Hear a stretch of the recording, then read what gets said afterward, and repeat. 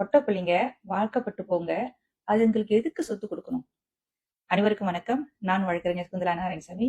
எனக்கு ஒரு கேள்வி கேட்கப்பட்டுள்ளது. அதாவது குடும்பத்துல உள்ள ஒரு சொத்தை பிரித்து கொடுக்கும் பொழுது அது ஆண் பிள்ளைகளுக்கும் பெண் பிள்ளைகளுக்கும் சமமாக பிரித்து கொடுக்கப்படுமா என்று கேள்வி கேட்டு இருக்கின்றார்கள். சரி, அந்த காலத்துல வேணா நம்ம கேள்விப்பட்டிருக்கோம்.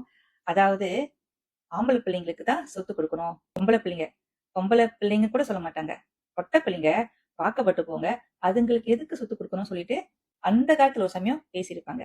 ஆனா மலேசியா வாழ் இந்தியர்கள், அதாவது முஸ்லிம் அல்லாதவர்கள் தீபகற்ப மலேசியாவில இருந்து வாழும் பொழுது நமக்கிடையே ஒரு நபர் உயிர் எழுதாமல் இறந்து விட்டார்கள் என்றால் அவர்களுக்கு சொத்து இருக்கும் பட்சத்துல டிஸ்ட்ரிபியூஷன் ஆக்ட் 1958 சட்டத்தின் கீழே தான் அந்த சொத்துக்கள் பிரித்து கொடுக்கப்படும் அந்த குடும்பத்தின் உறுப்பினர்களிடையே.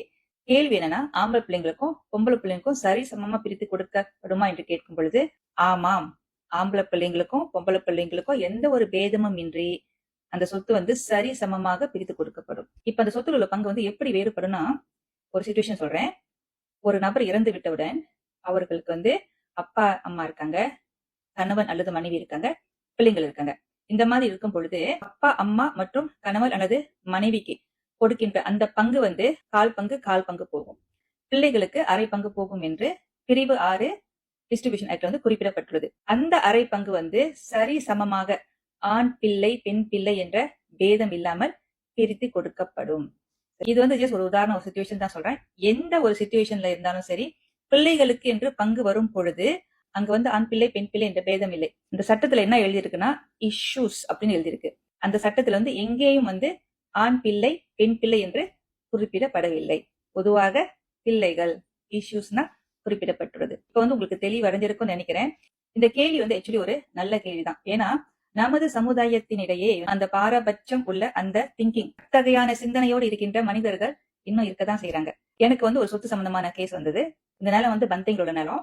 அப்பா இறந்துட்டாரு, அம்மா இருக்காங்க, 2 ஆம்பளை பிள்ளைங்க 2 பொம்பளை பிள்ளைங்க இருக்காங்க. அந்த நேரத்தை அம்மா பேர்ல லெட்டர் ஆஃப் அட்மினிஸ்ட்ரேஷன் எடுத்துட்டாங்க. ஏன்னா அப்பா உயிர் எழுதாம இருந்ததுனால லெட்டர் ஆஃப் அட்மினிஸ்ட்ரேஷன் எடுத்துட்டாங்க. அந்த லெட்டர் ஆஃப் அட்மினிஸ்ட்ரேஷன் எடுத்துட்டோன்னே டிஸ்ட்ரிபியூஷன் ஆர்டர் வாங்கணும். அந்த ஆர்டர் வாங்குறதுக்கு அந்த மூத்த அண்ணன் இருக்கார் இல்லையா, அவருக்கு தனது தங்கைகளுக்கு அந்த சொத்து கொடுக்கறதுக்கு அவருக்கு இஷ்டமே இல்லை.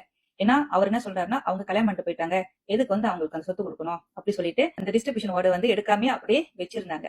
அப்ப என்கிட்ட சட்ட ஆலோசனை கேட்கும் பொழுது எல்லாருக்குமே சரிசமமான பங்கு கொடுத்துதான் ஆக வேண்டும், இதுல எந்த ஒரு பாரபட்சமும் பார்க்க கூடாது சொல்லிட்டோன்னே அதுக்கப்புறம் மேற்கொண்டு செய்ய வேண்டிய விஷயங்களை என்னை செய்ய சொன்னாங்க. சரிங்களா? சோ உங்களுக்கு தெளிவு அடைஞ்சிருக்கும்னு நினைக்கிறேன். செய்மடுத்த அனைவருக்கும் நன்றி, வணக்கம்.